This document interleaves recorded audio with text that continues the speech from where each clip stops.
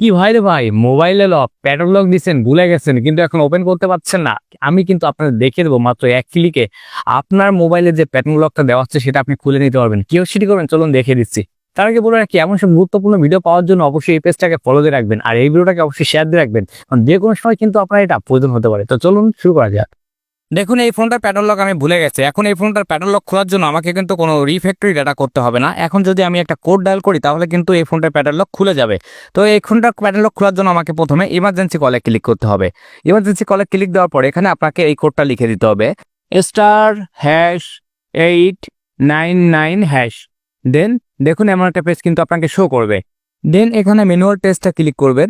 এরপর পেজটাকে সরিয়ে ডিভাইস ডিবাগিংয়ে করে নেবেন।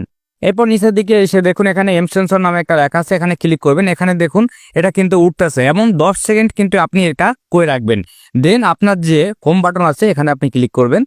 দেন আপনার পাসওয়ার্ডটা কিন্তু আনলক হয়ে যাবে। তো এভাবে কিন্তু খুব সহজে আপনি এই কাজটি করে নিতে পারেন। এটা কিন্তু সব ফোনের জন্য নয়। কমেন্টে আপনার ফোনের নাম বলুন, অবশ্যই আমি আপনার ফোনের কোড দিয়ে দেবো।